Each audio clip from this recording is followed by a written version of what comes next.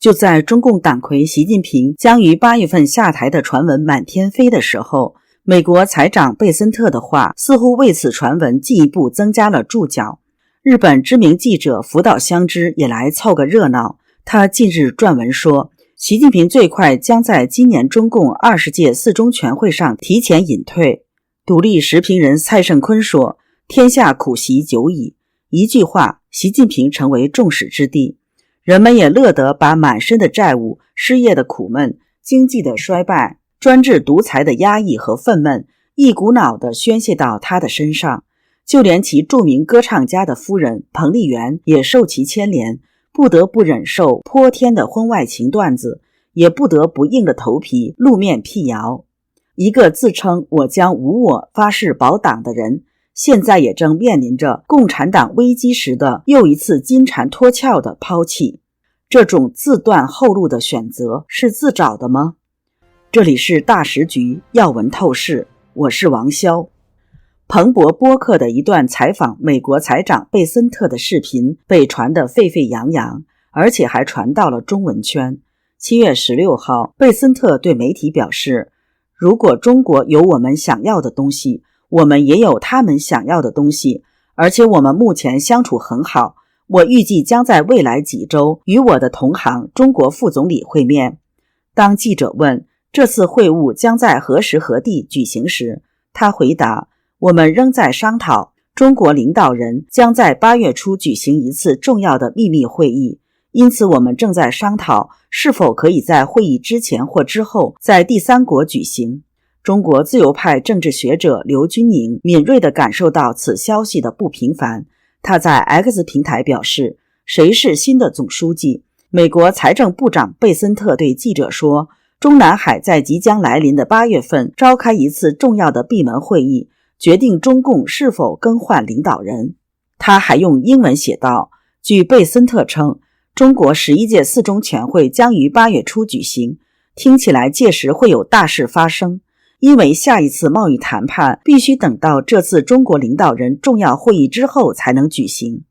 网民曹雅雪不认同此说法，并质问刘军宁从哪听出来贝森特说换总书记的。他在 X 平台发帖表示， Conclave 表示内容私密的会议，延伸意思含领导层开秘密会议，一般是到一个非常规开会的地点，如度假地等。贝森特指的是北戴河会议。森哲深谈主持人姜森哲指出，这当然指的不是公开举行的四中全会，而是在四中全会之前为这个会议定调的小型秘密会议。作为美国财政部长，贝森特说话当然很谨慎，他肯定不会说中共总书记换人这样惊人的话。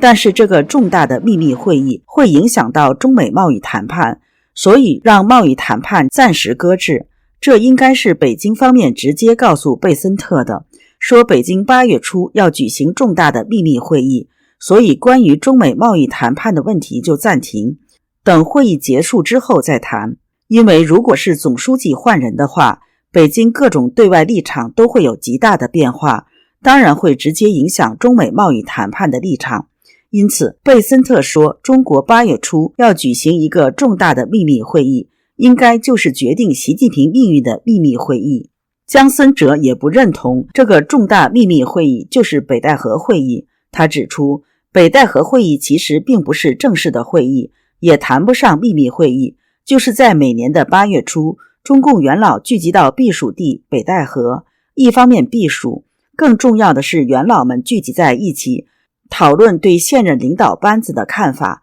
给现任领导班子提出意见。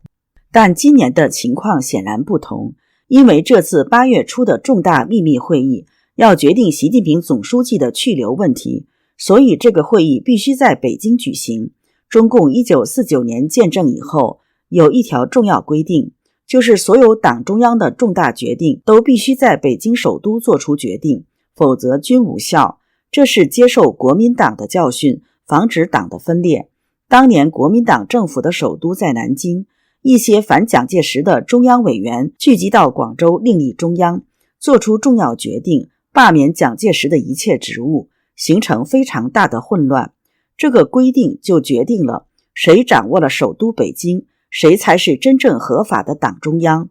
所以今年的北戴河会议应该是不开了。其实所谓北戴河会议不会做出重大决定，但是会提出一些重大的建议，责成现任领导班子尽快落实。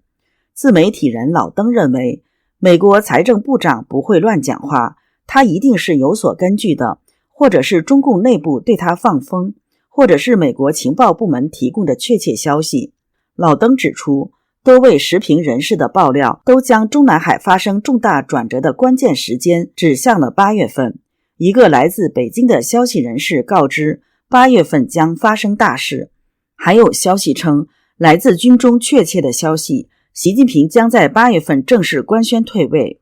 独立时评人蔡胜坤认为，之前有人爆料告诉他，四中全会是在8月27号到8月30号在北京召开，但是现在已经到了7月中旬了，还没有宣布四中全会召开的时间，意味着8月底不可能召开四中全会。召开四中全会至少要提前2个月公告，中共政治局要最后确认。蔡胜坤指出，习近平上任之后，来自中共高层所谓泄露出来的信息越来越少，管控越来越严，主流的大牌媒体记者在北京已经拿不到可靠的有权威的信息，只有自媒体的小道消息在广泛流传。当然，这些广泛流传的小道消息很大一部分最终也成为遥遥领先的政治预言，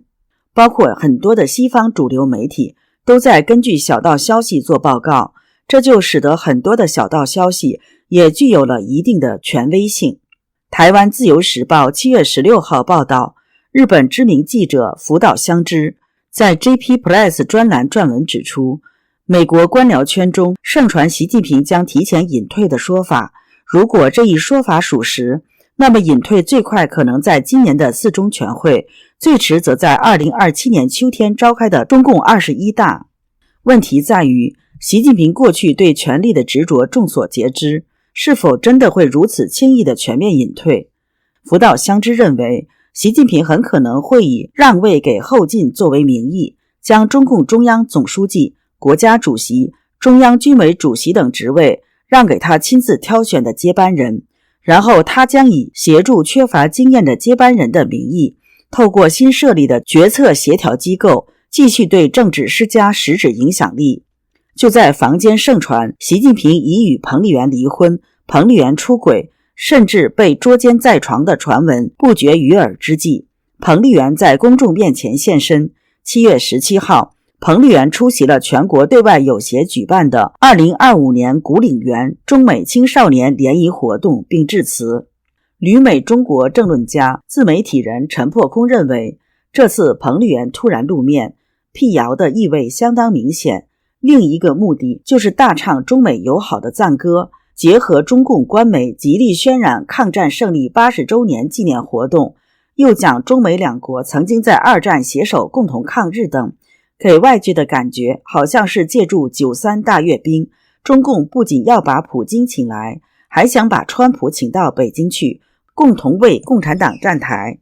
江森哲表示，这次活动是北京对外友协主办的，完全属于民间活动。彭丽媛以国家主席夫人身份出席民间活动，显得很勉强，这并不能成为习近平地位稳固的证明。中共党媒人民日报放在第3版报道，而中共官媒新华社特意为彭丽媛这篇报道配发了5张照片，彭丽媛高调亮相，显然就是习近平不甘心退出舞台，让彭丽媛出来给他造声势，增加存在感。现在有很多传言说，彭丽媛已经深度参与了政治，如果习近平下台的话，彭丽媛也会受到很大的冲击。此刻彭丽媛出来力挺习近平，也算是自然而然的事情。习近平会不会在四中全会被迫退位？继任者还会选择像习近平那样为保党而遭万人唾弃的可悲命运吗？请留言告诉我们。这里是大时局要闻透视，感谢你的陪伴与思考，请订阅分享并打开小铃铛，一起在动荡中坚守真相，在黑暗中点燃希望。